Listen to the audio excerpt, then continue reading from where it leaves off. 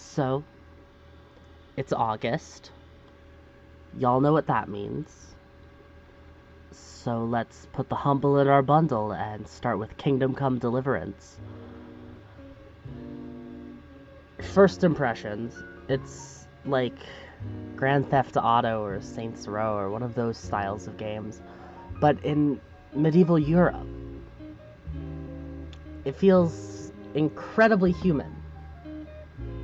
They don't sugarcoat what life was like then, but they also don't romanticize the simplicity or pity the uneducated masses. Instead, you're just a young adult. You do stupid stuff because you haven't really lived on your own yet. You haven't really learned the responsibility that your parents are trying to teach you. You start the game getting scolded at by your mom for sleeping in, and that's something we can all relate to, but something that we just don't think of people back then doing. We think of them having these overly simplistic, they wake up at 4 a.m. to tend to the farm, and so on and so forth. But they do goof off. Everyone does. They get in fights with people in town. They hang out with their friends. They yell at strange people, which isn't a good thing, but that's stuff that happens.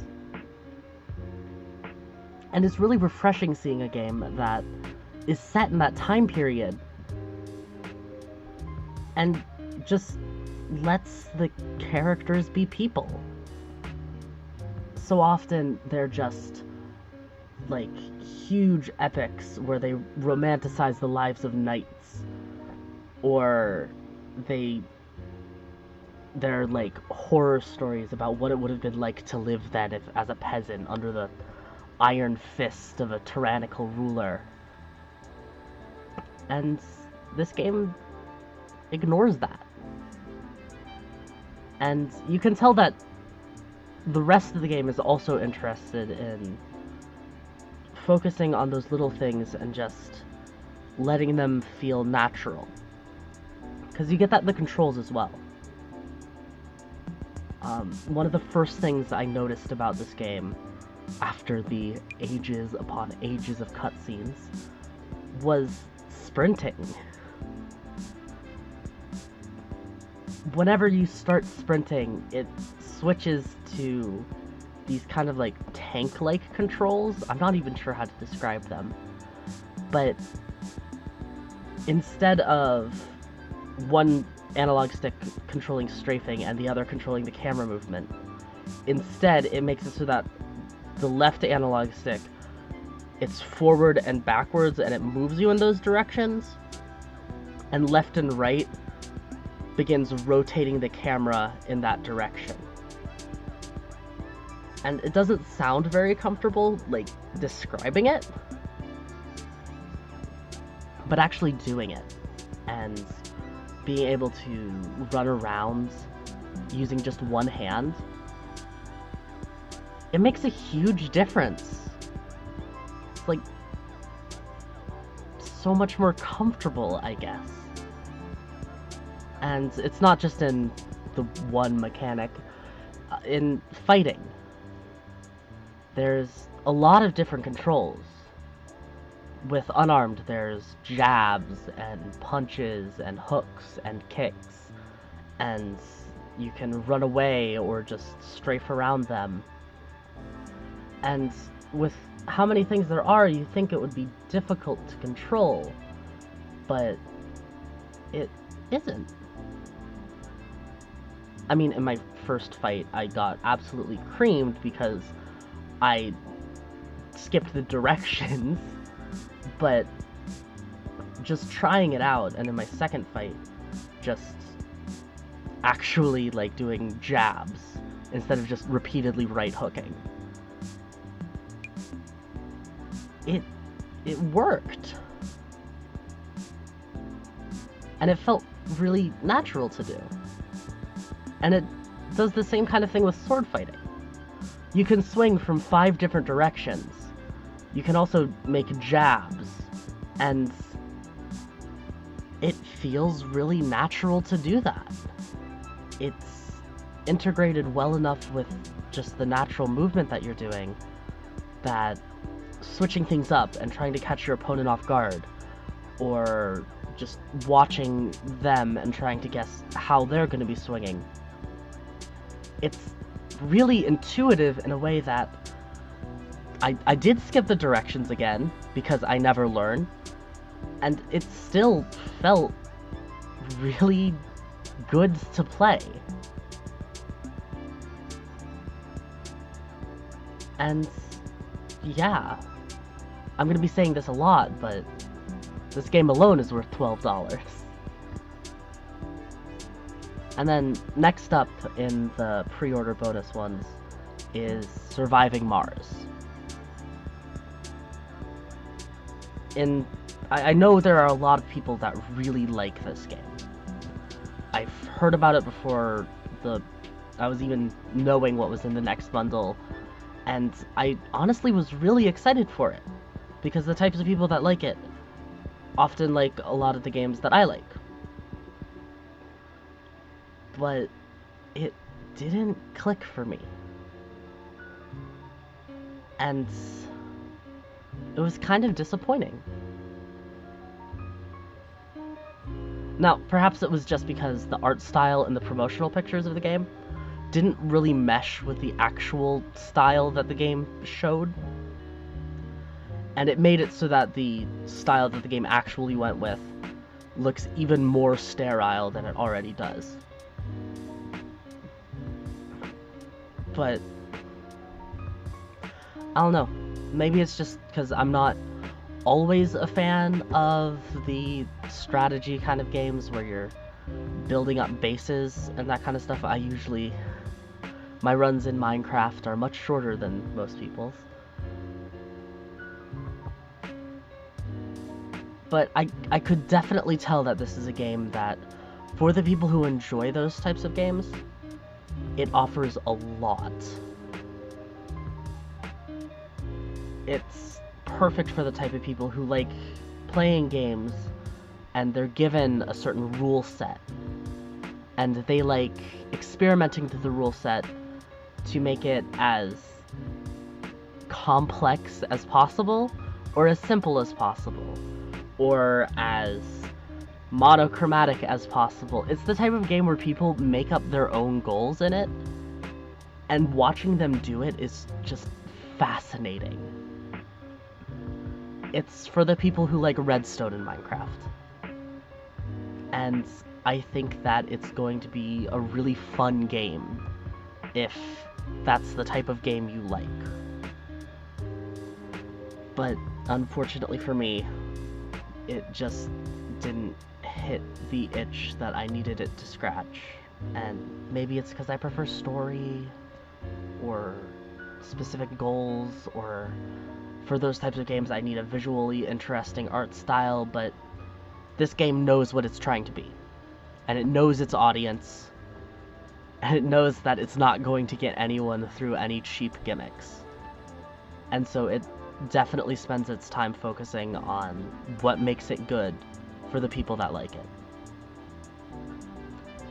And of course, because I'm late, we've got our extra considerations in. So let's kick it off with Adventure Pals. Sorry, The Adventure Pals. I remember seeing this played by Jesse Cox and Dodger, like, years ago. Maybe not years ago, time is weird. But it didn't look that interesting while I was watching it. Like, maybe it was fun to watch someone play it, but it looked like just another platformer. But I think it offers a lot more than just another platformer once you look farther into it. It has that art style that leans so far into the cute and sweet that it makes my teeth hurt. But it really adds to the surreal world that it tries to show.